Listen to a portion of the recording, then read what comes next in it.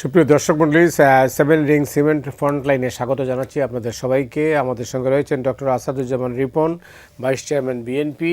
এরপরে আছেন মাসুদ কামাল, সিনিয়র সাংবাদিক এবং রাজনৈতিক বিশ্লেষক।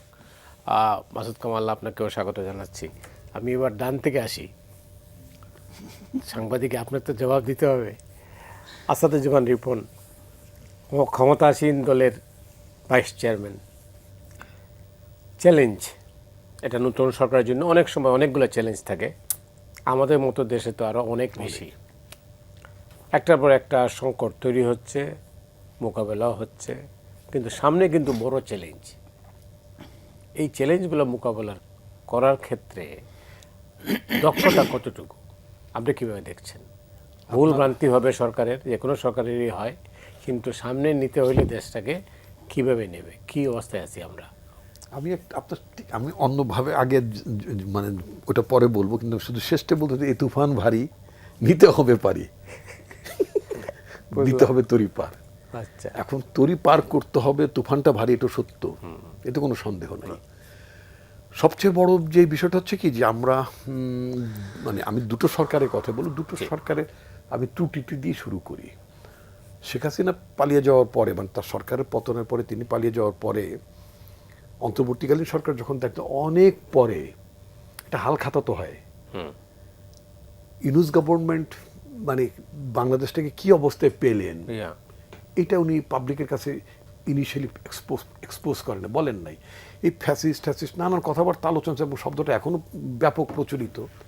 কিন্তু এই যে ফ্যাসিবাদী শাসনে বাংলাদেশের গণতন্ত্র, বিচার বিভাগ বলেন, আমলাতন্ত্র বলেন, সংবাদপত্র বলেন, পরিবার বলেন, মানে ইভেন মানে ফ্যামিলি ভ্যালুজও তো আছে। আচ্ছা, অবশ্যই। এই সমস্ত কিছু মিলে যে আমাদের টোটালটা স্যাটার্ড হয়ে গেছিল, এটার একটা বিশদ বর্ণনা থাকা উচিত ছিল Yunus government, head of the government হিসেবে। আমিও সের মধ্যে কয়েক দফা দেশের বাইরে থেকেও ছিলাম। আমার কাছে যেটা হচ্ছে, আমাদের সরকার মানে অর্থাৎ এখন আমি যে দলটা করি সেই দলটি তো সরকার পরিচালনা করছে। আমাদের তরফ থেকেও এরকম একটি পরিসংখ্যান, কি অবস্থায় দেশটাকে পেলাম, এটা তো শুধুমাত্র অর্থনীতি নেই, এটা শুধুমাত্র যে লক্ষ লক্ষ কোটি কোটি টাকা বিদেশে পাচার, টেলিং। আমরা একাধিক অনুষ্ঠানে এটা বলেছি যে আসলে কি তো সরকারের কাছে হাতে কি ছিল, কি অবস্থায় আছে, বা এখন আপনি কি পেলেন, সামনে কি আর থাকবে, এটার কোনো হিসাব নিকাশ তো পাওয়া যায় না। এটার একটা পিকচার, একটা স্টেটমেন্ট থাকা উচিত ছিল, মানে একটা পিকচার স্টেটমেন্ট, এইটা we could give it before the nation, আমরা জাতির সামনে এটা দিতে পারি। এখনো শেষ হয়ে যায়নি না, স্টিল টাইম আছে, এখনো দেওয়া যায়, বলা যেতে পারে, বলা উচিত আমি মনে করি। শুধুই তো মাত্র আপনার মানে লক্ষ লক্ষ কোটি কোটি টাকা যে বিদেশে পাচার হয়ে গেছে, হাজার হাজার, মানে হাজার তো না, লক্ষ লক্ষ কোটি পাচার হয়ে গেছে, এটা তো আমরা বলছি, বাট অ্যামাউন্টটা কত, এটা একটা বলার ব্যাপার আছে। আপনার কি শুধুই মাত্র টাকা লুণ্ঠন হয়ে গেল, শুধুই মাত্র এগুলো ব্যাংক ডাকাতি হয়ে গেল, শুধুই মাত্র কি আপনার গোয়েন্দা বিভাগকে ব্যবহার করে মানে একটা ব্যক্তি বা একটা গ্রুপের, একটা বিজনেস গ্রুপের কাছে আপনি 7টা ব্যাংক তুলে দিলেন? এটা পৃথিবীতে নজিরবিহীন। পৃথিবীতে যে সমস্ত জায়গায় একেবারেই সুশাসন তো দূরে কথা, কোনো শাসনই নাই, সেই ধরনের নৈরাজ্যিক শাসন ব্যবস্থার মধ্যে এরকম তাদের ব্যাংক কোনো ব্যক্তিকে তুলে দেয়, এরকম কোনো নজির নাই। ওই সব লুটেরা ব্যাংকের একজন ভাইস চেয়ারম্যান, ওই লুটেরা গ্রুপের কর্ণধার, তিনি তার প্রতিষ্ঠানে যাকে ভাইস চেয়ারম্যান বানিয়েছেন, সেই ভাইস চেয়ারম্যানকে আবার পরবর্তী রাষ্ট্রপতি বানানো হলো, সেই রাষ্ট্রপতি নিয়েই চলছি, এগুলো খুব নজিরবিহীন। আচ্ছা, তো তারপর আপনি আসেন আপনার শিক্ষা ব্যবস্থা যদি বলি, সংবাদপত্র, আমি সেদিন দেখলাম ওই যে একটা সম্মেলন হলো বোধহয় কয়েকদিন আগে, MRDI এরা করলো, সেখানে দেখলাম কিছু মানুষ পতিত স্বৈরাচারের ঢাকঢোল যারা পেটাতেন, তারা কান্নাকাটি করেছেন কেউ কেউ, মানে তাদেরকে দোষর বলে, তাদেরকে এটা করে, তাদের নিজেদের দোষটা কি সেটা তারা আজও প্রায় 2 বছর হতে চলছে, আজও তারা উপলব্ধি করতে পারলো তাদের দোষটা কি। একজন, আমি যদি মুন্নিশার কথাই যদি মানে ধরি, যদি কেন বলছি, তিনি ধরে নিচ্ছি তিনি সম্পাদকই, তার পার্সোনাল অ্যাকাউন্টে কোটি কোটি টাকা পাওয়াটা খুব মানে খুবই স্বাভাবিক ঘটনা, নিশ্চয়ই স্বাভাবিক ঘটনা আমার কাছে মনে হয়, যেহেতু আমার কোটি তো দূরের কথা, আমার ব্যাংক অ্যাকাউন্টে উল্লেখযোগ্য কোনো টাকাই নেই। আচ্ছা, তা আমার কাছে খুবই অস্বাভাবিক মনে হয়েছে, হয়তো অনেকের কাছে না হতে পারে। আপনার বিচারাঙ্গনে কি হয়েছে, শিক্ষাঙ্গনে কি হয়েছে, জুডিশিয়ারি মানে আপনার সরি আপনার ব্যুরোক্রেসিতে কি হলো, পুলিশে কি হলো, তো এই যে টোটাল একটা মানে মানে shattered economy, shattered judiciary, shattered bureaucracy, shattered education system, shattered society, political institution, কোনোটাই তো নাই। একটা টোটাল একটা ব্রোকেন কন্ডিশনের মধ্যে আমরা একটা আন্দোলন হলো, সেই আন্দোলন জনগণ অভিপ্রায় একটা অন্তর্বর্তীকালীন সরকার হলো, তারপরে ট্রানজিশন থেকে বিএনপি ক্ষমতা এসে, আপনি আমাকে শুরুতে পরিচয় করেছিলেন ক্ষমতাসীন দলের ভাইস চেয়ারম্যান। আমি কথা না, এটা তো আমি কথাটা এইভাবে বলতে খুব বিব্রত, মানে শুনতে বিব্রত করি। আমি যেটা বলি, ইয়েস, আমি একটা দল করি, সেই দলটির নাম বাংলাদেশ জাতীয়তাবাদী দল। আমার দলটি এখন সরকার পরিচালনার দায়িত্বে। রিপোর্ট আপনার কাছে আসতেছি পরে, শুনবো এটা। আপনি মাসুদ অন যেটা হচ্ছে যে রিপন যেভাবে বলতে চাইলেন আর কি, এটা আপনি নিশ্চয়ই তার বক্তব্যের সুরটা বুঝতে পেরেছেন। তো এটার ব্যাপারটা হচ্ছে যে প্রত্যাশা অনেক, প্রাপ্তি কতটুকু, এটাই হলো ব্যাপার। এটাই বলতে চাইছেন, আর ইঙ্গিতটা তাই না। আমার কাছে যেটা মনে হয় যে আপনার 2 মাসের মাথায় এই প্রাপ্তি এবং প্রত্যাশাটা আসলে এই মুহূর্তে হিসাব করা ঠিক না। মানে ওনারা তো আসছেন 60 মাসের জন্য, ঠিক না? 60 মাসের জন্য আসছেন, 60 মাসে হিসেব 2-2.5 মাস। যেমন আমি একটা মনে করেন গাছ বললাম, আম গাছ বললাম, এখন 2 মাস পরে যদি গাছে ধরে আমি ধাক্কাধাক্কি করি, আম হয় না কেন, আম হয় না কেন, তাহলে তো হবে না, একটু সময় দিতে হবে। তো তবে নমুনাটা টের পাওয়া যায়। মানে গাছে বুনলাম, দেখলাম পাতা হচ্ছে তেঁতুলের মতো, তাহলে তো বুঝবেন আম হবে না কখনই, এটা তেঁতুলই হবে আলটিমেটলি। তো সেটাও নমুনাও কিছু আমরা টের পাই।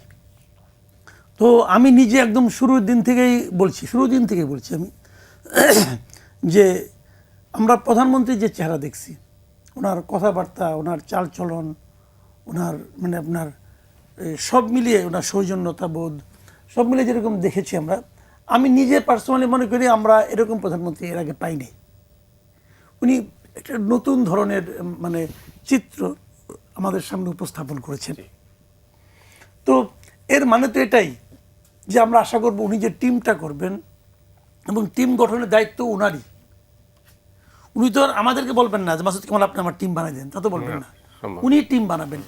তো উনি যখন টিম বানাবেন তখন তো আমরা আশা করব যে উনি এমন একটা টিম বানাবেন যার সঙ্গে নাকি ওনার বিভিন্ন চিন্তার একটা সিনক্রোনাইজিং হবে, তাই না? ওই মানে আপনি যখন গান যখন আমরা শুনি, এখন আপনি উস্তাদ জাকির হোসেনকে নিয়ে আসলেন তবলায় আর হারমোনিয়ামে বসাই দিলেন আমারে, তাহলে কিন্তু শিল্পী যত ভালোই হোক, গানের অবস্থা কিন্তু দফা সারা, বুঝছেন না? এখন হিসাব হলো এখানে আর কি, যে এখন উনি সিনক্রোনাইজিংটা ইম্পর্টেন্ট। উনি যা ভাবেন, শোনেন, সবসময় কিন্তু যখন যে অধিনায়ক খেলা, ফুটবলে যে অধিনায়ক, সে কিন্তু সবসময় বলে না তার মানে সহ প্লেয়ারকে বলে না এই তুমি ওদিকে যাও, তুমি ওদিকে যাও, সে কিন্তু বলে না। কিন্তু ওনার মুভমেন্ট দেখেই কিন্তু ওনার সতীর্থরা বুঝে যান যে আসলে সে কোন দিকে যাবে। এই জন্য তারা অনেকদিন ধরে প্র্যাকটিস করেন, অনেকদিন ধরে একটা দলের সঙ্গে থাকেন। তো এই দলের যারা আছেন সবাই তো ওনার সঙ্গে দীর্ঘদিন ধরে আছেন, হয়তো ফিজিক্যালি নাই কিন্তু ভার্চুয়ালি তো ছিলেন সবাই। ওনারা কিছু একটা ভালো করলে ওইখান থেকে উনি বলতেন ভালো হয়েছে, মন্দ করলে বলতেন যে ঠিক আছে অন্যভাবে দেখেন একটু কী করা যায়, নানাভাবে উনি ওনার মতো করে বোঝাইতেন। তো সেগুলি ওনারা যে এতদিন একদম বিচ্ছিন্ন ছিলেন আমি তো তাও মনে করি না, আমি মনে করি ওনারা তো ওনার সঙ্গে ভেরি মাচ কানেক্টেড। তো সেক্ষেত্রে উনি যখন কিছু একটা বলেন, কিছু একটা করেন, সেটাকে অন্যরা বুঝতে পারবেন এবং সেইভাবে অ্যাক্ট করবেন, এই প্রত্যাশা তো আমরা করতেই পারি। কিন্তু আমাদের দুর্ভাগ্য আমরা সেটা দেখছি না, আমরা সেটা একেবারেই দেখছি। কারণ কি? এর কারণ দেখে আমি হয়তো অন্য যারা আছেন তারা তো মনে করেন আমরা আরও সিনিয়র নেতা, আমরা কি ওনার চেয়ে কম বুঝি, এটা হতে পারে। অথবা ওনারা হয়তো ওনার ভদ্রতার সুযোগ নিচ্ছেন, উনি কিছু বলেন না, হয়তো মুখে কিছু বলেন না, মনে করেন যে বলে তো না, সমস্যাটা কি, আমরা আমাদের মতো চালিয়ে যাই, তাই না? এগুলো কিন্তু হতে পারে, আই এম নট শিওর। কারণ আমি মানে সত্যি কথা বলতে কি, মানে একটা জিনিস তো বুঝতে হবে, কমন সেন্স তো থাকা উচিত। কমন সেন্সটা কিন্তু খুব জরুরি, বুঝছেন? কমন সেন্স হলো সবচেয়ে আনকমন একটা ব্যাপার। অনেকে কিন্তু বলেন যে দেখেন আমি মানে ওনার যে সচিবালয়ে যে ভবনে উনি বসেন, সেই ভবনের এসির একটা টেম্পারেচার উনি ফিক্স করেছেন যে এর চেয়ে কম এসি হবে না, উনি এটা বলে দিয়েছেন। এখন মানুষজন বুঝেই পারে না যে এই ভদ্রলোক কেন এরকম একটা শার্ট পরে যায়, যে কারণে স্যুট পরেন না। যে কারণে উনি স্যুট পরেন, যেহেতু ওনার টেম্পারেচার উনি বেশি লো করতে দেন না, অতএব উনি স্যুট পরেন না। অথবা যদি উল্টা করে বলি, যদি মানে স্যুট পরলে পরে টেম্পারেচারটা লো করতে হবে, অবশ্যই এই জন্য উনি মানে স্যুটই পরেন না, বিদ্যুৎ সাশ্রয়। বিদ্যুৎ সাশ্রয়ের জন্য।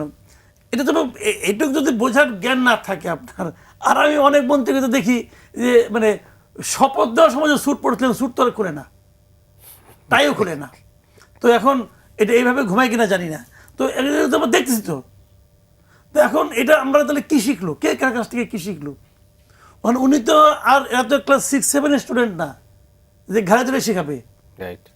উনি তো একটা উনি নিজের জীবনে একটা ঘটনা ঘটাইয়া উনি আশা করেন যে অন্যরাও এটা করবেন। এখন অন্যরা যদি এটা না বুঝেন অথবা পাত্তা না দেন, তাহলে ওনাকে সিদ্ধান্ত নিতে হবে যে এই লোককে নিয়ে কি আমি মাঠে নামবো কি নামবো না। কারণ একটা জিনিস আমি বলি, আফটার 5 ইয়ার্স দরকার নাই, 1 বছর পরে কিন্তু মানুষ হিসাব করতে শুরু করবে যে কি চাইলাম আর কি পাইলাম। প্রাইম মিনিস্টার কিন্তু 6 মাসে একটা লক্ষ্যমাত্রা দিয়েছে। উনি লক্ষ্যমাত্রা দিয়েছেন 6 মাসের। তো এখন যখন ওরা মানুষ যখন হিসাব করতে শুরু করবে, তখন দায়টা কিন্তু ওই সুটেড বুটেড মন্ত্রীর উপরে যাবে না, দায়টা ওনাকে নিতে হবে। তা তো বটেই। উনি বলবেন মনে করেন আপনার মেসি গাইনে আপনার ফকিরপুলের স্ট্রাইকার বানা দিলেন, এখন ফকিরপুলের টিম খেলতে নামলো। এখন ফকিরপুলের টিমকে বলেন যে ভাই তাহলে তুমি হাল্লা কেন, মেসি মেসি তো মেসি, কিন্তু টিম তো ফকিরপুল। তো এখন প্রবলেম তো ওই জায়গায়। আচ্ছা, ওই টিমটার নামটা বদলাই দিই, ফকিরপুল না বলে একটু ভিক্টোরিয়া ঠিকটোরিয়া বলেন না, যাই হোক, ভালো লাগে একটা মানুষের মনে প্লেয়ারগুলোর ফকির মনে ঠিক করতে আছে। পারে। না না, এই নামে তো আমাদের একটা টিম আছে, আমাদের তো ফুটবলের একটা হ্যাঁ, team আছে আছে। আছে, ঠিক আছে, আছে। ঠিক আছে। আমি ওই জন্য বললাম, আমি ফকিরপুলকে আন্ডারমাইন করছি না, বাট আমাদের একটা ভালো টিম। এরা আবহাওয়াকে অনেকবার একবার হারাইছে। আমরা যখন ইউনিভার্সিটি পড়তাম তখন আমরা বলতাম যে ওয়ারি আইলো, রহমতগঞ্জ আইলো, আর বলতাম আমরা ফকিরপুল আইলো, অনেক সময় আসছে তারা। সেটা ব্যাপার না, বাট আমার কোশ্চেনটা হলো কি, সিনক্রোনাইজিংটা ইম্পর্টেন্ট। হ্যাঁ, তা তো বটেই। মানে যদি আপনার ঐক্যতানটা তৈরি না হয়, তাহলে কিন্তু কোনো কিছু ভালো হবে না। তো এখন ভালো হচ্ছে। আবার একটা জিনিস হলো, উনি যেটা বলেন একটা কথা মাথায় রাখতে হবে, একটা প্রাইম মিনিস্টার বলতেছেন যে আমরা পুলিশ চাই, সেই পুলিশ কিন্তু দলীয় পুলিশ হবে না, উনি বলতেছেন। ঠিক তার পরের দিন উনার সচিবালয়ে একজন ডিআইজি বলে যে সে কিভাবে সে বিএনপি, এটা সে তথ্য প্রমাণ দিয়ে প্রমাণ করতেছে। তা আপনি যে প্রমাণ করলেন যে আপনি বিএনপির পুলিশ, এই প্রাইম মিনিস্টার তো বিএনপির পুলিশ চায় না, এই প্রাইম মিনিস্টার তো বাংলাদেশের পুলিশ চায়। রাইট। পাবে নাকি? তাহলে উনি প্রমাণ করলেন যে প্রাইম মিনিস্টার আপনি ভুল করতেছেন, আসলে দরকার বিএনপির পুলিশ। ভাই এই সমস্ত বিষয়গুলো দিনের শেষে আমরা তাইলে কি বুঝলাম? দিনের শেষে আমি বুঝলাম যে 6 মাসে তো নাকি লক্ষ্যমাত্রা নির্ধারণ করছেন, 6 মাসের মাথায় ওনাকে একটু নিষ্ঠুর হতে হবে। নিষ্ঠুর হতে হবে। আচ্ছা, যেমন রিপন, আমি আমি মাসুদ কামাল ভাইয়ের অনেক আলোচনার সাথে আমি ভিন্ন মত পোষণ করবো না। উনি পুলিশ সম্পর্কে যে অবজারভেশন দিয়েছেন, ভেরি মাচ কারেক্ট অবজারভেশন দিয়েছেন। সচিবালয়ের সচিব and others, even some ministers too, তারা এই গ্রীষ্মে এই তাপদাহের সময় তারা একেবারে মানে গলাবদ্ধ শার্টের সাথে টাই স্যুট পরাটা একেবারে বেমান্য। উনি কারেক্টলি মেনশন করেছেন। আমি তো গতকালকে এলাকায় ছিলাম, তার আগের দিনও ছিলাম। আমি একটা কথা বললাম, যে দেশের প্রধানমন্ত্রী মানে আমার সামনে দু একজন এমপিদেরকে মাননীয় মাননীয় বলছেন না, আমার দেশের প্রধানমন্ত্রী নিজে মাননীয় শব্দটা শুনতে চান না নিজের বেলায়, মহোদয় শব্দটা শুনতে চান না নিজের বেলায়। তো আমরা যদি একেবারে যদি এখন চেয়ারম্যানদেরকে মাননীয় বলা শুরু করে দেই, তাহলে তো আমরা শিখলামটা কি, উনি যেটা বলেন শিখলামটা কি। আমার প্রাইম মিনিস্টার তিনি টেম্পারেচার একটা মানে সার্টেন টেম্পারেচারের মধ্যে থাকছেন, যেখানে উনি শার্ট গায়ে দিয়ে আস্তিন গুটিয়ে তিনি থাকতে পারেন। তো এটা দেখার পর ওই মিটিংয়ে যখন আদার ক্যাবিনেট মিটিংও তো হয়, তো সেখানে আমার আমার আমার প্রধানমন্ত্রী একটা সিম্পল শার্ট গায়ে দিয়ে, যেটা আমাদের গ্রামের ভাষায় আমরা হাওয়াই শার্ট বলতাম নাকি, মানে ইন্না করে একটা হাওয়াই শার্ট আস্তিন গুটিয়ে তিনি চলছেন, সাদামাটা জীবনযাপন করছেন, কখনো নিজে গাড়ি ড্রাইভ করছেন, কখনো একটা অফিস থেকে আরেকটা অফিসে ওই মানে ওসমানী মিলনায়তনের রাস্তায় হেঁটে পার হচ্ছেন। এই যে জিনিসগুলো উনি করছেন এবং আমরা দেখছি মানুষ কিন্তু আমাকে অনেকেই বলেছেন, দেখেন আমরা বিএনপি করি না, বা কেউ কেউ বলেছেন যে আমরা তো বিএনপি সাপোর্টও করি না, কিন্তু প্রধানমন্ত্রীকে আমরা পছন্দ করি, ওনার ওয়েব স্টাইল, উনি যেভাবে চালাচ্ছেন এটা আমাদের খুব ভালো মনে হচ্ছে। মাসুদ কামাল ভাই খুব কারেক্টলি বলেছেন যে বাংলাদেশের ৭২ সাল থেকে আমরা প্রধানমন্ত্রী পেয়েছি, কখনো প্রধানমন্ত্রীর ক্ষমতা কমেছে, কখনো প্রেসিডেন্ট ছিল, বাট প্রধানমন্ত্রী ছিল। আমি যদি হেড অফ দ্য গভর্নমেন্টের কথাই বলি, জি জি, একেবারেই এইরকম মানে ডাউন টু আর্থ এরকম মানুষ তো পাওয়া যায়নি। আমরা সবসময় কি দেখতাম যে কোনো একটা প্রোগ্রামে গেলে কোনো মানে প্রধানমন্ত্রী তো প্রধানমন্ত্রী, আদার মন্ত্রীরা অ্যাটলিস্ট 2-4 আঙ্গুল পিছনে দাঁড়াইতেন বা চলতেন। তো আমরা কি দেখছি যে প্রধানমন্ত্রী একেবারে নিরঙ্কারী মানুষ, ওনার সাথে সবাই সমানভাবেই হাঁটছেন, চলছেন। তো এই যে ফিলিংসটা উনি দিচ্ছেন সেটা একটা দিক। But on the other hand, যেটা উনি খুব মজা করেই বলছেন যে উনি যদি মানে বেসুরো হারমোনিয়াম বাজানো শুরু করতে, তাহলে গানের অবস্থা খুব খারাপ হবে। ওয়েল, সেই ক্ষেত্রে আমাদের একটু নজর দিতে হবে, যারা আমরা বাকি টিমে যারা আছেন তাদেরকে প্রধানমন্ত্রীর চাওয়াটা খেয়াল করতে হবে। জনগণ প্রধানমন্ত্রীর উপর আস্থা রেখেছেন। আমি যদি এভাবে বলি যে প্রধানমন্ত্রী হওয়ার আগে তিনি দেশবাসীর সামনে বলেছেন যে I have a plan, we have A plan. আমি ঠিক ওটাকে একটু ধার করে যদি এভাবে বলি যে we have a prime minister, মানে হতাশা থাকতে, এই যে কিছু কিছু আলোচনায়, সেটা বিদ্যুতের বেলায় হোক অথবা অন্যান্য বেলায় হোক, আমরা তো ওবায়দুল কাদেরকেও দেখতাম যখন উনি বোধহয় যুব মন্ত্রী বা কি একটা ডিপার্টমেন্ট প্রতিমন্ত্রী ছিলেন, তো উনি হাফ শার্ট গায়ে দিয়ে লম্বা একটা টাই দিয়ে উনি মানে মাছের কি বলে না খেতের আইল দিয়েও যাচ্ছিলেন না, এই ছবিও আমরা এই ছবি আছে, মাছের রেণু বা পোনা উনি পুকুরে ছাড়ছেন, ওনার টাইর কিয়দংশ পানিতে মানে নাড়াচাড়া হচ্ছে আর কি। তো এগুলো আমরা দেখেছি, এটা মানুষ এগুলো পছন্দ করে না এবং মানুষ এগুলো নিয়ে হাসে। আর তখনকার চেয়ে এখন সোশ্যাল মিডিয়া অনেক বেশি ইনফ্লুয়েন্সিয়াল, ইউ ক্যানট ইগনোর কখন কি, তাই না? তো সো আমি শুধুমাত্র মানে যারা আমাদের অনুষ্ঠান শুনছেন, মাসুদ কামাল ভাই তো উনি তো বেশ মানে মানে কি বলেন না, একেবারে মানে আমি ওনাকে পজিটিভলি ক্রিটিক মনে করি, অবশ্যই আমি নেতিবাচকভাবে দেখি না, এবং সেভাবেই নেওয়া উচিত আমাদের। এবং যদি আমাদের কোনো ভুল থাকে সেটা কারেকশনও করা উচিত, ইভেন ইন পার্টি, আপনার ভাষা রুলিং পার্টি, সেই ক্ষেত্রে আরে ভাই সেই মানে in fact it's not a communist party, মানে in fact party doesn't rule the country, but some members of the party they are governing the country. Yes, true, ঠিক আছে। তো যাই হোক, তো যেটা বলছিলাম সেটা হচ্ছে যে আমি আপনার দর্শকদেরকে আমি যেটা আশ্বস্ত করতে চাই, since we have a prime minister like Tarique Rahman, আমার মনে হয় যে জাতি পথ হারাবে না, দিশাও হারাবে না ইনশাল্লাহ। এবং উনি তো একটা মানে 180 দিনের একটা লক্ষ্যমাত্রাও দেশের সামনে দিয়েছেন, মানুষের সামনে দিয়েছেন। আপনার কি মনে হয় 180 দিন পরে তিনি কি ব্যবস্থা নেবেন? আমরা একটা মানে দুঃখজনক হলো একটা অনিবার্য সত্য হচ্ছে, যেটা অনিবার্য পরিস্থিতির মধ্যে পড়ে গেছে। প্রথমে আমরা মানে একটা তেল সংকটের মধ্যে পড়ে গেলাম, ইরান আমেরিকা বা ইসরায়েল ইরানের উপর যে যুদ্ধটা চাপিয়ে দিল, সেটা তো সেখানে সীমাবদ্ধ না, এটা তো এখন মিডল ইস্ট থেকে শুরু করে অনেক জায়গায় ছড়িয়ে গেছে, অথবা অর্থনৈতিক অভিঘাত আমাদের দেশেও চলে আসছে।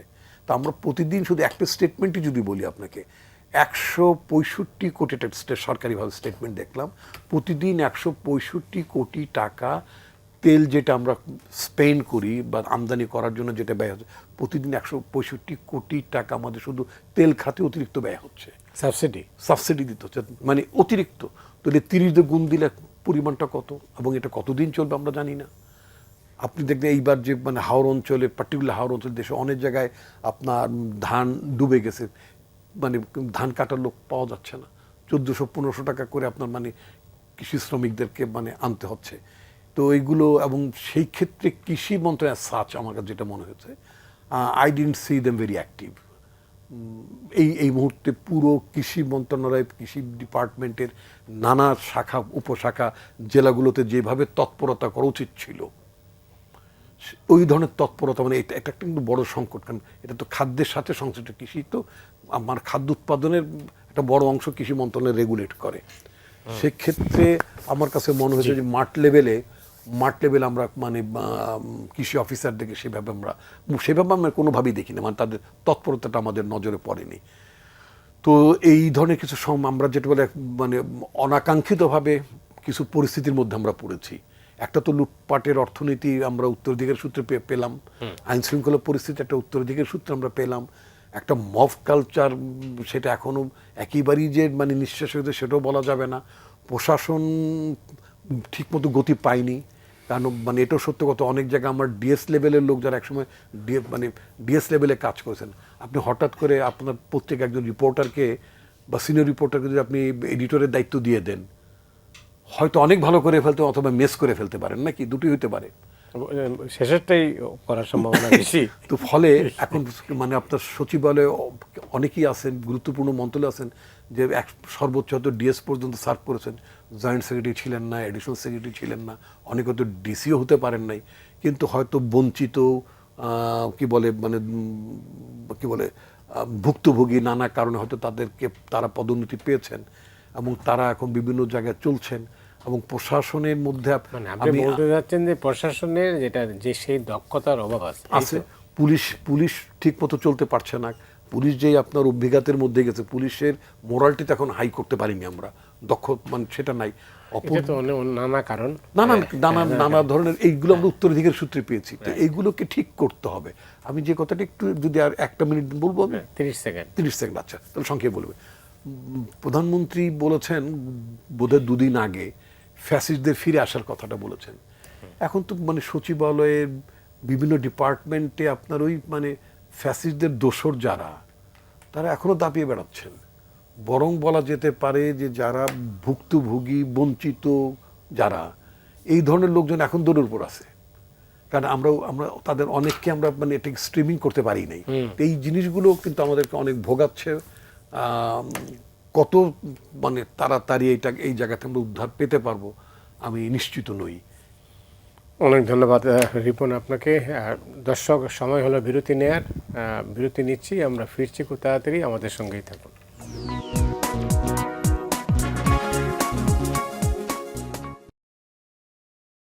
সুপ্রিয় দর্শক মণ্ডলী, ফিরে এলাম ফ্রন্টলাইনে। মাসুদ কামাল এবং ডক্টর আসাদুজ্জামান রিপন আছেন আমাদের সঙ্গে। যেটা শুনছিলাম, মাসুদ আপনার কাছেই আসি এবার। সংকটের কথা বলেছেন, অনেকগুলো চ্যালেঞ্জের কথাও বলেছেন। আসাদুজ্জামান রিপন স্বীকার করেছেন যে আসলে এই সংকটগুলো আছে এবং এটা আপনার বক্তব্য থেকে আমরা পেয়েছি, কিন্তু একটা সমাধান তো থাকতে হবে। সমাধানটা কি? শুরুটা তো ভালো হইতে হবে। না, সমাধানটা কি এটা তো আর আমার দেখার ব্যাপার না, কারণ আমি তো সমাধান দেওয়ার জন্য। আপনি বাইরে থেকে কি দেখছেন? আপনি তো দেখছেন যে এই জিনিসগুলো, আমি যে জিনিসগুলো আমার কাছে অসঙ্গতি লাগে, যেগুলো আমার অসঙ্গতি লাগে, যেগুলি দেখে আমি মানে আতঙ্কিত হই, উদ্বিগ্ন হই, সেগুলি নিয়ে আমরা আলাপ ওইটাই। এবং এখান থেকে সরকারি সিদ্ধান্ত নেবেন যে তাদের কোন পথে যাওয়া উচিত, কি করা উচিত, এটা তাদের ব্যাপার। তো আমরা যেগুলো দেখলাম সেগুলো নিয়ে আলোচনা করলাম যে এখন যেমন ধরুন কতগুলি বিষয় আছে সামনে কিন্তু আমরা বুঝতে পারছি যে সারের সংকট হবে। এখন এই সারের সংকট কিভাবে সরকার ম্যানেজ করবে, এটা কিন্তু সরকারকে কিন্তু এটা সিদ্ধান্ত নিতে হবে। এখনো কিন্তু অনেক অর্থনৈতিক সংকট থেকে আমরা বেঁচে আছি কেন জানেন? আমাদের রেমিটেন্স কিন্তু বেড়ে গেছে অলরেডি। যে যেটা আমরা আশঙ্কা করছিলাম যে ইরান যুদ্ধের কারণে কমবে বোধ হয়, কিন্তু কমেনি। গত কয়েকদিন দেখলাম রেমিটেন্স বাড়া, এবং এটা আমাদের জন্য ইতিবাচক দিক। আবার এই সরকারকে দায়িত্ব নেওয়ার পরেই কিন্তু নানা ধরনের মানে সংকটের মধ্যে পড়তে হয়েছে, যেটা তাদের হাত ছিল না। সংকটই আছে, হ্যাঁ, যেমন জ্বালানি সংকট, এগুলো তো তাদের কোনো হাত নাই। কিন্তু এই সংকটগুলি কিন্তু ধারাবাহিকভাবে অন্য আরও অনেক ক্রাইসিসকে তৈরি করবে। সাধারণ মানুষের মধ্যে কিন্তু ক্ষোভ আছে। আমি আপনাকে একটা সিম্পল উদাহরণ দিয়ে বলি, একদম সিম্পল উদাহরণ। আগের সরকারের মানে অন্তর্বর্তীকালীন সরকারের একটা সিদ্ধান্তের কারণে ওই সময় বাংলাদেশ ব্যাংকের যিনি গভর্নর ছিলেন, তার একটা মানে মূর্খতার কারণে আমি বলবো যে 5টা ইসলামী ব্যাংকে সে একীভূত করছে। এই 5টা ইসলামী ব্যাংকের টোটাল গ্রাহকের সংখ্যা হলো 75 লাখ। আপনি খালি ফিগারটা খেয়াল করেন, এই 75 লাখ লোকের টাকা পয়সা এই ব্যাংকগুলিতে ছিল, এখনো আছে। অনেকে হয়তো তার সারা জীবনের সঞ্চয় ওখানে রেখেছে এফডিআর করে, ওই টাকা দিয়ে তার সংসার চালায়। এই 75 লাখ লোককে এখন আপনি বলতেছেন তোমরা এখন টাকা পাবা না, মুখে বলেন না, এরা ওখানে যায়, টাকা দেয় না, টাকা পায় না, পায় না, টাকা ঢুকতে পারে 1000, 500, 2000 এমন করে পায়, আবার কখনো দেয়ও না। তো আপনি ভাবেন তো এই 75 লাখ লোকের যে ক্ষোভটা, ক্রোধটা, রাগটা, এটা আলটিমেটলি কোথায় যায়? সে কি জানে এই সম্মিলিত ইসলামী ব্যাংকটা কার কারণে হয়েছে? সে কি জানে এই ব্যাংকগুলি কেন ফল করলো? সে কি তারা এত লোককে চেনে রে ভাই? তাদের এত লোককে চেনার তো অর্গান নাই। তারা বলতেছে এই ক্রাইসিসটা শুরু করছে ইউনূসের আমলে, তারেক রহমানের আমলে এই ক্রাইসিসটা চলছে। সেই ক্রাইসিসটা মিটাতে পারলো না কেন? মিটাই দিতে হবে। তো এই ৭৫ লাখের এই যে কষ্টটা, এটাকে কি কেউ নোটিশ করতেছে? আপনি এ পর্যন্ত আমাদের অর্থমন্ত্রী থেকে শুরু করে অন্য কোনো ব্যাংকের, বাংলাদেশ ব্যাংকের যে গভর্নর টভর্নর যারা আছেন গুরুত্বপূর্ণ ব্যক্তি, কারো মুখে শুনছেন তারা এই ৭৫ লাখ মানুষের সমস্যা নিয়ে একবারের জন্য একটা শব্দ উচ্চারণ করছে? এই ৭৫ লাখ লোক কি এই দেশের মানুষ না? তাদের ভোট কি তারেক রহমানের লাগবে না? কয়েকটা জিনিস আমি আপনাকে বলি, শুনেন। ভোট পাওয়ার জন্য আপনাকে ভালো বাগ্যী হতে হয়, ভোট পাওয়ার জন্য আপনাকে ইমোশন ক্রিয়েট করতে হয়, ভোট পাওয়ার জন্য অপোনেন্টের ভুলগুলিকে ধরিয়ে দিতে হয়। সব কিছু মিলে আপনি ভোট পাইতে পারেন। ভোটটা যাতে আপনি পেয়ে যান, তারপর লোকে কিন্তু আর দেখে না আপনি কত সুন্দর করে কথা বলেন, কত সুন্দর করে চলাচল করেন, মানুষ ওইটা আর দেখে না। তখন মানুষ দেখতে চায় যে আপনি কতটুকু ভালো ম্যানেজার। এখন কিন্তু আমার ভালো নেতা দরকার নাই, এখন আমার একজন ভালো ম্যানেজার দরকার। কারণ ওনাকে দেশটা 5 বছর রান করতে হবে, এবং এই ম্যানেজ করতে যে উনি যদি ওনার সঙ্গে সহযোগী লোকগুলিকে সেরকম অ্যাপ্রোপ্রিয়েট না পান, উনি একটা বলেন, এরা যদি না বুঝে, উনি কি প্রত্যেকটা লোককে বলে বলে করাবেন কাজগুলো? বরঞ্চ আপনি লোকগুলোকে চেঞ্জ করেন, এমন লোককে আনেন যে নাকি আপনি ইশারায় বুঝে, তাকে আপনি কথা বলতে হবে না। আবার কিছু লোক আছে তারা দৌড়াদৌড়ি করবে কিন্তু তারা ক্যাপাবেল না, মানে এরা ধাক্কাধাক্কি করবে কিন্তু গ্লাসটা নড়বে না। ওকে, সায়েন্সের ভাষায় তো এটাকে ধাক্কা, এর মধ্যে বল প্রয়োগ করলে কিন্তু কাজ হয় না। যদি বল প্রয়োগের ফলে এটা স্থান পরিবর্তন করে তখনই কাজ হয়।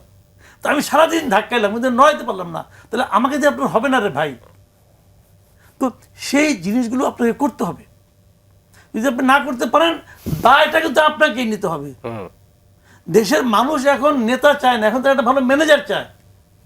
এই লোকগুলিকে আমি তো বললাম যে ভাই, এই ৭৫ লাখ লোকের সমস্যা আপনি একদিনে সমাধান করতে পারবেন না, জানি। কারণ এই সমস্যাটা তৈরি করছে হলো ওই যে আপনার ওই লোকটা, ওই যে বাংলাদেশ ব্যাংকের গভর্নর, উনি আইসেই বলছে এই ব্যাংকগুলো শেষ, এই ব্যাংকগুলো হয়ে গেছে, রুগ্ন হয়ে গেছে। এটা বলার পরে সমস্ত লোক হুমড়ি খেয়ে পেয়ে ব্যাংক থেকে টাকা উঠে নিয়ে গেছে। কারণ ব্যাংকিং সিস্টেমটা তো চলে আপনার বিশ্বাসের উপর, আস্থার উপর। সে আস্থাটা যদি বাংলাদেশ ব্যাংকের গভর্নরই নষ্ট করে দেয়, আহসান মনসুর যে করছে, তাহলে তো কিছু থাকে না রে ভাই। এই কারণে ইসলামী ব্যাংক থেকে অনেকে টাকা তুলে নিয়ে গেছে, নিচ্ছেন এখনো। এখন এগুলি সব তো ওই লোক শুরু করেছে। তো এখন নতুন যিনি দায়িত্বে আসলেন, তিনি করলেনটা কি? আগের লোকের বদনাম আমি সারাদিন করলাম, ওদের তোমার সমস্যা সমাধান হবে না। আমি জানতে চাইবো যে নতুন মানুষটা কি করলেন, যাকে আমরা বসাইলাম সমস্ত নিয়ম নীতি মানে কনভেনশন সব ভঙ্গ করে। কয়দিন আগেও যে ঋণ খেলাপ ছিল তারা এনে আপনি বাংলাদেশ ব্যাংকের গভর্নর বানাই দিলেন। কেন বানাইলেন? কোনো ব্যাখ্যা নেই। আমরা কিন্তু কিছু ব্যাখ্যা পাই না, অনেক কিছু। সরকার হয়তো ভালো করেন, কিন্তু ভালোটা কীভাবে ভালো ব্যাখ্যাটা দিবেন আপনি? এই মোস্তাকুর রহমান সাহেব যে বাংলাদেশ ব্যাংকের জন্য অপরিহার্য একজন ব্যক্তি, উনি ছাড়া যে দেশের বাংলাদেশ ব্যাংক চলবে না, এই জিনিসটা তবে আমরা বুঝি না তোরে ভাই, একটু বুঝাই দেন না। আমরা তো একটু বুঝতে চাই যে কেন উনি সবচেয়ে যোগ্য লোক। মানে আপনি বলবেন যে উনি তো নিজে ঋণ খেলাপি ছিল, কীভাবে রিশিডিউল করতে হয় জানেন, অতএব ঋণ খেলাপের হাত থেকে বাঁচার জন্য ওনাকে আমার দরকার, উনি নিজে জীবন দিয়ে বুঝবেন। যেটা বলেন সেটাও বলেন, বলে আমাদের বুঝান ভাই, আমরা তো বুঝি না। আমার অর্থমন্ত্রী উনি তো কথাই বলেন না, উনি জ্ঞানী মানুষ, তো উনি বুঝার জনগণকে বলবে তো যে আমি এই কারণে তাকে বানাইছি। নাকি আপনি ধরে নিছেন যে একবার ভোট পাইছি 5 বছর আর কোনো জবাবদিহিতা নাই আমার? এটাও ভাইবেন না রে ভাই। ধন্যবাদ। জবাবদিহিতা না, গণতন্ত্রে তো জবাবদিহিতা ছাড়া কোনো বিকল্প নাই। আপনি যে আমরা যে মুভমেন্টটা করলাম এবং একটা মানে 15 বছরটা স্বৈর শাসনের বোঝা কার থেকে নামালাম, মানুষের প্রত্যাশাটা কি? মানুষের প্রত্যাশা হচ্ছে আমি সরকারকে প্রশ্ন করব, রাষ্ট্রকে আমি প্রশ্ন করব, আমার প্রতিনিধিকে আমি প্রশ্ন করব। আমি করতে চাই, করতে জানি, আপনি প্রশ্ন করছেন, করতে চাই, করতে পারি। ইয়েস, যেই রাষ্ট্র, যে সমাজে, যে সরকারে আপনি বসবাস করবেন, সেখানে যদি আপনি প্রশ্ন তুলতে না পারেন, তাহলে মানে প্রশ্নহীন সমাজ, প্রশ্নহীন রাষ্ট্র, প্রশ্নহীন সরকারি ব্যবস্থা সবটাই হচ্ছে it's a manifestation of the কি অটোক্রেসি। তো সিন্স আপনি প্রশ্ন করতে পারেন, প্রশ্ন করছেন, প্রশ্ন শুনছেন, সরকার প্রশ্নের উত্তর দিচ্ছেন এবং প্রতিকারের ব্যবস্থাও নিচ্ছেন, সেই ক্ষেত্রে তো জবাবদিহিতা তো নিশ্চিত না, হচ্ছে। মাসুদ কামাল যে জিনিসটা পয়েন্ট আউট করলেন সেটা হচ্ছে যে কিছু সিদ্ধান্ত যেটা নিয়ে মানুষ সমালোচনা করছে, মানুষ আশা করেছিল যে এই ব্যাপারে একটা ব্যাখ্যা দেওয়া হয়, রাইট, তো সেটা তো নাই। প্রতিটি কাজের ক্ষেত্রে ওইটাই না, বলছে। উনি যেটা বলছেন সেইটার ব্যাখ্যা প্রবাবলি আমার যদ্দূর মনে পড়ে, ইনফ্যাক্ট আপনি খুব দ্রুতই আপনি আমাকে ধরলেন বলেই আমি in fact I was looking for an explanation. আমার যতদূর স্মৃতিতে মনে এটা নিয়ে যখন খুব রোড হচ্ছিল, আলোচনা হচ্ছিল, সমালোচনা হচ্ছিল about the appointment of Bangladesh banks governor, তখন বোধহয় অর্থমন্ত্রী বোধহয় একটা এক্সপ্লানেশন দিয়েছিলেন আমার যদ্দূর মনে পড়ে। আমি হয়তো এরপরে যদি বিরতি পাই আমি একটা দিয়েছিলেন, এবং সেখানে বোধহয় আমি মানে হুবহু তো আর বলতে পারবো না, মানে ইন্টারপ্রিটেশনটা এভাবে হতে পারে যে have keep your have faith on him. দেখেন যে উনি হয়তো অনেক কিছু যেটা প্রত্যাশা করছেন এর চেয়ে অনেক ভালো করতে পারেন। কি ডেলিভারিটা দেন, কি এক্স্যাক্টলি ডেলিভারি শব্দটা বলেছেন। তো আমাদের উনি নিজেও মেনে নিয়েছেন যে আমাদের সরকারের বয়সটাই তো আসলে যদি গভর্নমেন্টের অ্যাপয়েন্টমেন্টের আগের বলি তাহলে probably it was a government for মানে লেস দেন এ মান্থ, কম সময়ের একটা সরকার ছিল। এখন যদিও 2 মাস হয়েছে, তো অমনি একটি সময়তে ঠিক মানে হ্যাঁ নিয়ম নীতি প্রচলিত পদ্ধতিগুলো হয়তো আমরা অনুসরণ করিনি। আমি সরকারের কথা বলছি, সরকার হয়তো অনুসরণ করেনি। আমরা যেটা দেখেছি যে কিভাবে বাংলাদেশ ব্যাংকের গভর্নর হয়, ব্যাংকিং সেক্টরে কেউ কখনো এই জাতীয় লোকই তো না, কিন্তু এটাও তো ঠিক, যারা ডক্টরেট ডিগ্রিধারী তারাও তো ব্যাংকের গভর্নর ছিলেন, তারাও তো তাদের আমলেও তো অবস্থাটা খুব একটা ভালো ছিল না। তারা অনেকটাই মিস করেছেন। তবে আমি মাসুদ কামাল ভাইয়ের একটা প্রশ্নের উত্তর আমি যেটা দিতে চাই, আমি নিজে খুবই গরিব মানুষ, ভুক্তভোগী, কেন আমার তো অনেক টাকা পয়সা নাই। আমার পত্রিকার অ্যাকাউন্টে আমার পত্রিকা অফিসের খুবই নিকটতম একটা জায়গা ছিল SIBL, সোশ্যাল ইসলামী ব্যাংকের একটা শাখা। তো বেশি দূরে যেতে হবে বলে মানে আমি ওই এক্সিম টেক্সিম সবই মানে ওই টাইপের ব্যাংকই, তো বাধ্য আমি ওই SIBL নিকটতম থাকলেন ওখানে আমার প্রত্যেকের অ্যাকাউন্টটা ছিল, আমি ওটাই মেনটেন করতাম। ম্যানেজার ওয়াজ গুড, উনি আমাকে একটা ইঙ্গিতও দিয়েছিলেন যে আপনি কিছু কিছু মানে টাকা নিয়ে যান, ট্রান্সফার করে, মানে আমি এখন বুঝতে পারছি উনি তো আমাকে ইঙ্গিত দিয়েছিলেন। আচ্ছা, তা আমি আসলে I could not notice his ইন্ডিকেশনটা বুঝি নাই, আমি রাখলাম আমার পত্রিকার অ্যাকাউন্টের টাকা। এটা টোটালি ওই যে মাসুদ কামাল ভাই যেটা বললেন, আমি খুবই ওয়ার্স্ট ভিকটিম। আমি আমার স্টাফদের বেতন দিতে আমার খুব মানে কষ্ট হয়েছে, অনেক মোটামুটি একটা গুড অ্যামাউন্ট অফ মানি পত্রিকার টাকা আটকে আছে।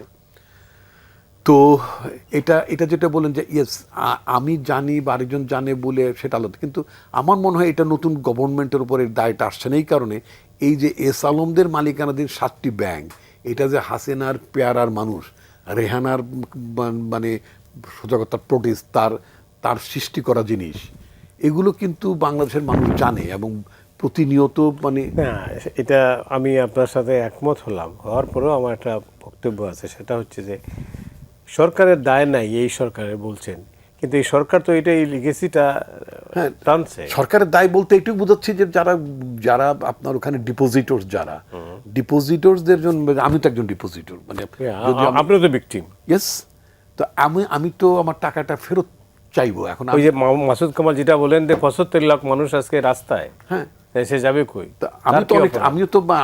আমারও তো 75 পয়সা, এদের তো একটা ব্যবস্থা নিতে হবে, সেই ব্যবস্থাটা আমরা এখন পর্যন্ত ঠিক করতে পারিনি। এটা সত্য। এই ব্যবস্থা মানে ওই যেটা কিছু পলিসি ম্যানেজমেন্টের ব্যাপার ছিল, একটা প্যানিক হয়ে গেছে, মানুষ টাকা তুলে ফেলেছে, তুলে ফেলার কারণে এখন ব্যাংকের আর সেই হেলথ কন্ডিশনটা ব্যাংকের নাই, এই ব্যাংক কখন আপনাকে টাকা দিতে পারবে। বাট একটা ব্যবস্থা তো আপনাকে ম্যানেজমেন্ট বলেন একটা কিছু করতে হবে। একটা সময় আমরা আশান্বিত হলাম, মানে আমি নিজেও একজন অ্যাজ এ মানে ক্ষুদ্র মানে বিনিয়োগকারী তো না, মানে টাকা জমাকারী, অবশ্যই। তো সেই হিসেবে আমার কাছে মনে হয়েছিল যে কিছু কিছু করে দেওয়া যাবে, বা সবকটা ব্যাংক এক হয়ে গেলে অ্যাটলিস্ট ম্যানেজমেন্ট কস্ট কমে যাবে, একটা কিছু হবে আর কি। যাই হোক, এখন তো মানে এটা তো মানে কি বলবো, এটা তো মানে আমাদের যিনি রাষ্ট্রপতি হয়ে আছেন তিনি তো তার নিজের পরিচালনা যে ব্যাংকটা ছিল, ভাইস চেয়ারম্যান ছিলেন তিনি ইসলামী ব্যাংকের, সেটা তো 12টা বাজিয়েছেন। এখন তো সবাই প্রশ্ন করতেছে তাহলে বিএনপি সরকারের আমার সময় উনি এতদিন কন্টিনিউ করবেন কেন? আমরা একটা মানে আমার কাছে যেটা মনে হচ্ছে কি যে একটা সময় তো আমরা মানে সঙ্গত কারণেই ছিল মানে প্রেসিডেন্টকে ইমপিচ করার যে টুলস, হ্যাঁ ঠিক আছে, ওই সেটা সময়। ছিল না। কিন্তু এখন তো সুযোগ আছে এখন আপনার। সুযোগ আছে। আমরা যেটা চাচ্ছিলাম, উনি যদি নিজে ভদ্রচিতভাবে যদি যান। কেন উনি নিজে বার্তা সংস্থা রয়টার্সকে উনি ইন্টারভিউ দিয়ে বলছেন যে নির্বাচনের পর আমি চলে যাব, বলেছেন, তো কি হলো? উনি যাচ্ছেন না।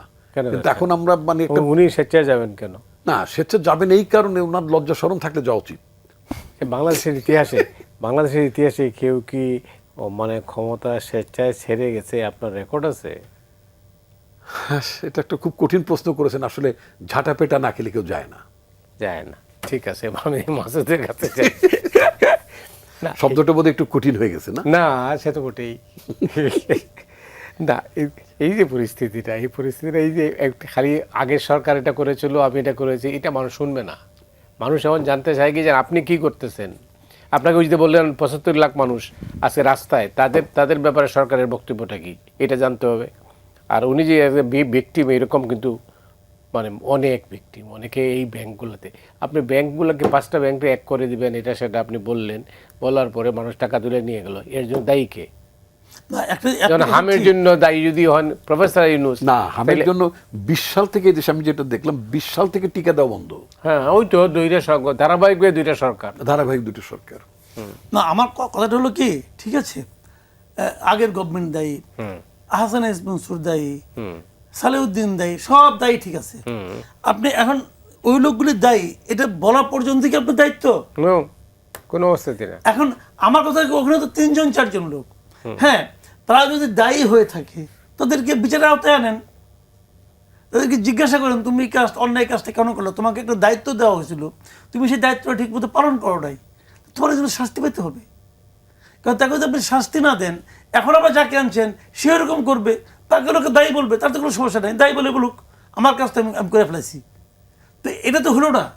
যদি কারো কারণে একটা লোকের সিদ্ধান্তের কারণে যদি অনেক লোক ভোগান্তির শিকার হয়, তো সেই লোকটাকে তো এর জন্য জবাবদিহিতার আওতায় আনতে হবে। উনি বলছেন আমি ভালো মনে করে করছি, ওকে, আপনি প্রমাণ করেন আপনি কীভাবে ভালো করলেন, আপনি প্রমাণ করতে তো হবে।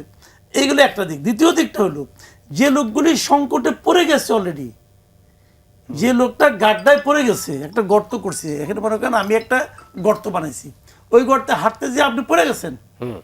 এখন আপনারা যদি ঝগড়া করে সবাই মিলে বলেন এই গর্তটা এনে কে খুঁড়ছে, কেন খুঁড়ছে, মাসুদ কামাল খুঁড়ছে, মাসুদ কামাল মারো পিটাও সব, আরে ভাই একটা লোক তো গর্তের মধ্যে আছে অলরেডি, তাকে তো আগে তুলবেন, তাকে আগে তুলবেন না। যে লোকটা গর্তের মধ্যে পড়ে গেছে তাকে আগে উঠান, সে তো মরে মরে।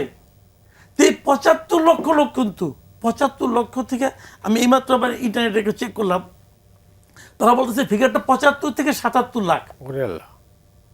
তো 75 লাখ লোক ব্যাংকে আমানতকারী, মানে ইনক্লুডিং মি, আপনি সহ, সেটা বলেন। 75 থেকে 77 লাখ, তার মানে কি এই 75 লাখ পরিবার, কিন্তু আপনার মাথায় বুঝতেছি তারা কি বলতেছে, তারা কি এই আহসান এস মনসুরকে চিনে? এদের মধ্যে অনেকে লোকের নামও জানে না, অনেকের নামও জানে না কে কি। তার বক্তব্য হলো আমি একটা ঝামেলায় পড়ছি ইউনূস গভর্নমেন্ট না বলে, তো আমি তো ইউনূস গভর্নমেন্ট নাই। এখন এই বর্তমান গভর্নমেন্ট আমাকে এই ঝামেলা থেকে উদ্ধারের জন্য কি করতেছে, উদ্ধার করতে পারবে কি পারবে না সেটা অন্য কথা, কিন্তু হয়তো অনেক বড় ঘটনা, পারবে না, কিন্তু সে কি আমার জন্য চেষ্টা করতেছে? আমি তো এই গভর্নমেন্টকে ভোট দিছি, আমি যার কাছ থেকে চেষ্টার আশা করবো না। তার মানে কি ব্যাংকে যখন করে ব্যাংক খুলে, আমি ইচ্ছে করে ব্যাংক খুলতে পারবো না তো। যখন আমি ব্যাংকটা খুলি, ব্যাংকটা যখন বাংলাদেশে মানুষের কাছে যায় যে আমি একটা ব্যাংক করছি, তোমরা আমাকে টাকা রাখো, তখন কি হয়, মানুষ ধরে নেয়, বিশ্বাস করে যে এই ব্যাংকটার পেছনে গ্যারান্টার হলো গভর্নমেন্ট। গভর্নমেন্ট বলতেছে এই ব্যাংকটা আমি খুলতে দিয়েছি, তোমরা আমার উপর ভরসা করে এখানে টাকা রাখো। এখন গভর্নমেন্ট কি করতেছে এটা আমি জানতে চাইবো না? গভর্নমেন্ট একটা আওয়াজ দিচ্ছে, এটা নিয়ে কোনো আওয়াজ শুনছেন আপনি পর্যন্ত? আপনি তো ভুক্তভোগী, আপনি তো আওয়াজ শুনলে সবচেয়ে আগে শুনবেন, শুনছেন আপনি কিছু? আপনার গভর্নমেন্ট, যে গভর্নমেন্ট, এটা আমারও গভর্নমেন্ট, সবারই গভর্নমেন্ট, এই গভর্নমেন্ট এই 77 লাখ লোকের জন্য কি করছে আপনি আমাকে বলেন না রে ভাই। প্রায় শেষ করতে হবে, 30 সেকেন্ড আছে ভাইয়া। না, আমি যেটা বলতে চাই সেটা হচ্ছে যে আমাদের অনেকগুলো সংকট আছে, অনেকগুলো সমস্যা আছে, এবং যেগুলো আমরা ইনহেরিট করেছি, সুদা কথা আমরা উত্তরাধিকারী সূত্রে পেয়েছি, এটা আমাদের কাঁধের মানে চেপে বসেছে, তাই না? এখন আমাদের এটাকে আমাদের রিজলভ করতে হবে। রিজলভ করার জন্য আপনি যেটা বলছেন যে এখন ন্যাশন নিডস এ ম্যানেজার, মানে আপনি বোধহয় ইঙ্গিতটা দিতে চাচ্ছেন সরকার সিও চাই, সিও, রাইট। সেই ক্ষেত্রে আমি মাঝে একবার বলেছিলাম যে আমি আস্থা রাখতে চাই আপনার দর্শকদের উদ্দেশ্যে আমি এটা বলতে চাই, আমাদের একজন দায়িত্বশীল প্রধানমন্ত্রী আছেন, খুবই বেনিভোলেন্ট ডেডিকেটেড একজন প্রধানমন্ত্রী আছেন। তিনি জনগণের যে সমস্যাটা এটা তিনি উপলব্ধি করবেন। আশা করি মানে জনগণ খুব বেশিটা সাফার করবেন। সাফার তো আমাদের সবাই মিলেই করতে হবে, কিন্তু একেবারেই মানে আপনার মানে সরকার ভালো থাকবে, জনগণ সাফার করবে, মানে যেটা আওয়ামী লীগ আমলে ছিল, এই ধরনের পরিস্থিতি হবে না।